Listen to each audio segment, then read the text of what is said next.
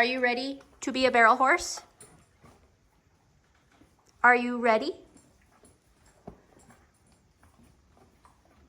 I think he's ready. What do you guys think? There are certain things that I really believe a horse requires before you start training them for barrels, that if they have these prerequisites, your patterning of them will go a lot smoother and they will end up being a better, more consistent barrel horse for the long term. I think a lot of people, I don't know what it is about barrel racing, but I think a lot of people do tend to skip over the prerequisites. They're just super focused on getting to the fast, fun part that they don't really give much time to the foundation that I think is really, really critical for a successful barrel horse.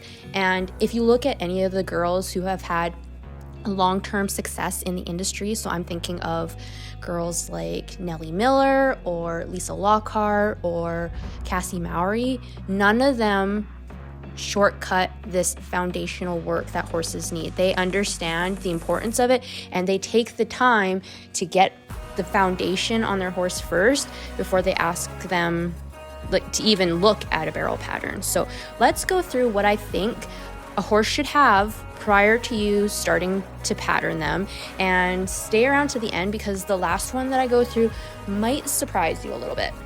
So the first one is just basic groundwork. Now, you might be rolling your eyes at that because, if you've watched the NFR, you know that a lot of barrel horses do not have the greatest groundwork, the greatest ground manners. They can be complete jerks on the ground, actually. And while I know being good on the ground is not a requirement for being able to run a really, really smooth and fast pattern, if you're going to be dealing with this horse every single day, I really do think that them having a certain level of respect for you on the ground and just being well-mannered overall is really important.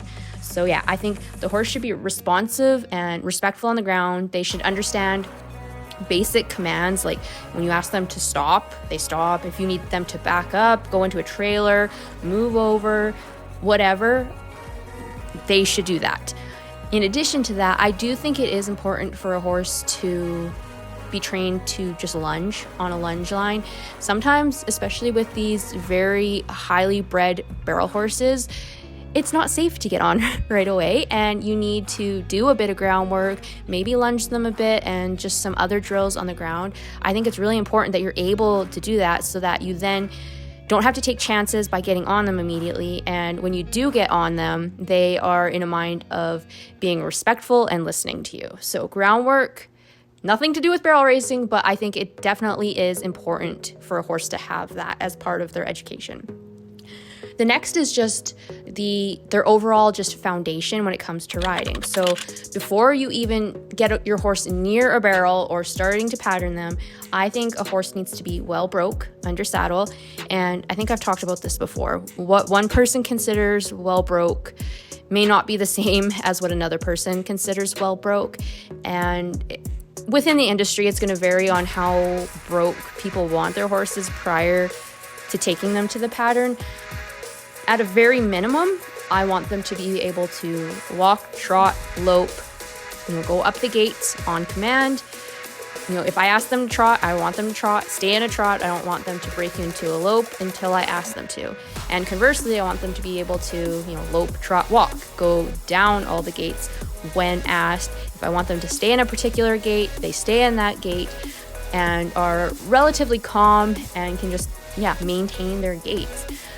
The horse should be able to respond to your leg pressure, your rein cues. You want your horse, in addition to being able to move through the gates, being able to do some basic lateral movement, side passing, leg yields. When I ask them to get over, they get over. You want full control of their shoulders, their rib cage, their hips. You want to be able to completely manipulate their body under saddle because if you're coming flying into a barrel and maybe they're in a little bit tight, you want to have the ability to pick them up, maybe apply a bit of inside leg, inside rein, and they're going to move off that. We lose a lot of control when we introduce speed, and so it's really important at these lower gates that your horse has that ability to, like, when I ask you to move off my leg, you move off my leg and you do it now. Like, I want that responsiveness very quick, because I'm fully aware that, yeah, when we get to higher speeds, things fall apart. We'll just say that. And I want my horse to be able to bend in both directions. Every horse is going to have a better and a worse side in terms of, like, you know, the lead they prefer to be on. And that's why, you know, some horses go to the left barrel first and some horses go to the right barrel first. We can use that to our advantage. But trying to get your horse as solid as possible, bending in both directions, moving off both legs, you know, it's really, really important if you're needing to move your horse around during a run. And your horse should not be getting taught these things on the pattern. They need to know these independently of the pattern. I want a horse that's supple. I want them to understand what, you know, collection is, using their body, getting their hind end up underneath them. You know, they don't need to be superstars at it, especially these young horses. They're just learning how to really use their body. But I definitely want that education started so that when we get to the pattern, it's going to be relatively easy because they have these skills already baked in. Another one that you might laugh at that I'm saying is a prerequisite is being able to stop. I think there's a lot of barrel horses out there that could use a lot of work on their stop. And it's not specifically related to the pattern itself. It's more, from my view, a safety concern when we are running down to a closed gate at an alleyway, right?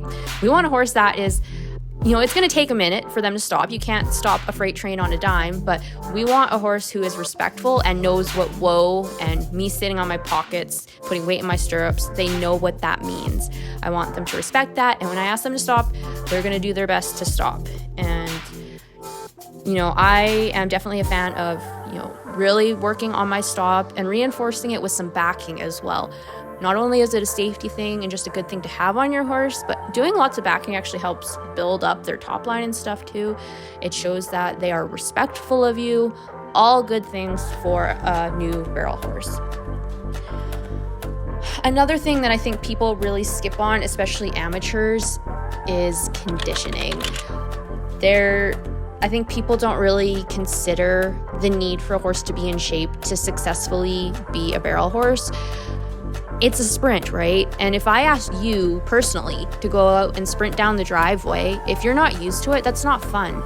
And if you're asking your horse to do that day after day, maybe you've got a bunch of jackpots and rodeos lined up, that's not fair to them if they're not in shape. So, you know, a lot of the work when you're initially patterning a horse is slow, and your horse will gain condition as you do that day after day. But when it comes to getting up to those higher speeds, or even not in the higher speeds, like if you're loping around, asking your horse to get up underneath them around a barrel, they need to be in shape. And it's not fair to them to ask them to do those things if they're not in shape. So I think it's really the responsibility of you as a horse owner or as a rider to make sure they're physically fit, they have strong muscles, especially in their hindquarters, that they have a decent amount of endurance built up, and that they can handle the job that is coming up for them. One of the last prerequisites, and this is kind of something that I kind of went back and forth on whether this should be a prerequisite or not, and it kind of goes in the direction of confidence, focus, and kind of desensitization to noise and stuff. I don't necessarily think that's a prerequisite. I think it's just something that's going to come with time as you work with a young horse and you start hauling that horse. We need a horse that is confident in different arenas, different environments. You know, if they see something on the ground, or, you know, a cow or someone spinning a rope around, we want these horses to be really focused on us. We don't want them to be freaking out in those kind of situations. We don't want them spooking at loud noises or sudden movements and stuff like that. We want them focused on the task at hand. And you can definitely work on that aside from barrel racing, but it also does come down to just some seasoning of your horse and getting them to experience new and different things. Because you don't want a horse, you're trying to make a run and your horse is spooking at banners or music or kids running around or anything like that. It's not fair to the horse, and it's not fair to the rider, who might get a heart attack as well if a horse is spooking one way or the other. So I would say before you take your horse to the barrel pattern, it's really, really important to make sure they have that good basic foundation of riding. I really encourage, if you have a young horse that you're needing to get broke, I really encourage you to not take them to a barrel horse trainer. I would encourage you to take them to cow horse guys are really good, even a reining trainer, something like that. Someone who's really, really good at those foundational skills of just like a well-broke horse. From there, once they have that, if you take them there for 90 or 100 or however many days, get a really, really good start on them, then you could consider barrel training. But I think it's really, really important in the beginning. They need that foundation, and then we can look at barrels. And if you do it that way, teaching the barrels is super easy. Like, I got Junior as a 6-year-old, and he was a well-broke cutting horse. Never been around a barrel in his entire life. And here I come. I was 15, 14, I think I was 14. Had never barrel raced in my life. I'm a beginner rider at best, and I patterned him. And it was easy because he was well broke. And that's kind of why I encourage you to really, I know you need to be patient. I know you just want to get out and start making runs and competing and all the things, but trust me when I say taking the time to get your horse broke before you put them on the barrels will be the best thing that you ever do, and it will very much so pay off in the long run. So with all of that said, the one last prerequisite that I want you guys to consider is the mental and emotional maturity of your horse. I was listening to an interview, I can't remember if it was with Nellie Miller or if it was Lisa. I'm pretty sure it was Lisa, but I'm not 100% sure. And she was talking about how she's not as quick to get a horse ready to go as, say, the futurity trainers. She really takes her time. And, some of these horses of hers aren't ready to go until they're 8 years old. And she thinks her horses are better for it. They're more mature, they're physically more developed, and they can just handle the demands of barrel racing a lot more than some of these younger horses. Similarly, when you look at the English riding world, a lot of them do not break their horses till they're 5, and their prime isn't until they're in their teens. They take it way, way slower than we typically do in the Western industry, especially with the explosion of futurities where we're running 3-year-olds. I really encourage you guys to consider the mental and emotional maturity of your horse. There's a chance your horse might be better off just tinkering around home. You can still ride them, work them, pattern them, but as far as like hauling and starting to the exhibition and compete on them, really consider your horse's mental well-being. Do you really think they can handle it right now?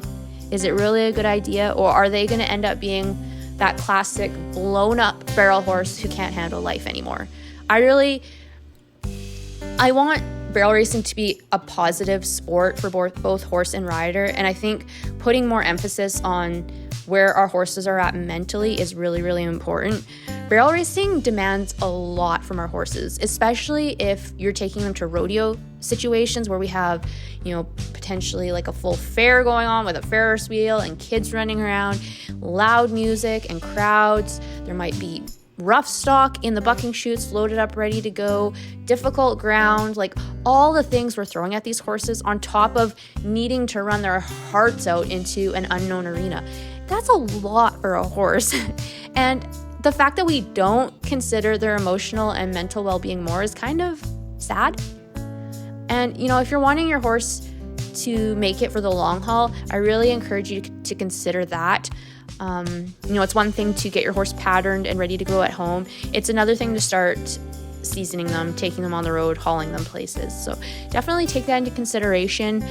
And, I wish you all the best if you are currently in the process of seasoning or patterning your horse. I am just diving into that with Diesel. We did tinker a bit with it last summer, but with zero intentions of anything barrel racing related. But now things have changed a little bit and we have a bit more intention behind our rides these days. So very, very excited to see how Diesel goes. He has his foundation. He has a very solid reining foundation. So we are ready to go. He's young, he's smart, he's athletic, and I really, really can't wait to see where things go in the next year. I don't really have a timeline right now for getting him all set and ready to go, but I will be sure to take you guys along for the ride. And yeah, I hope you enjoyed this video. Be sure to follow me everywhere at Strong in the Saddle.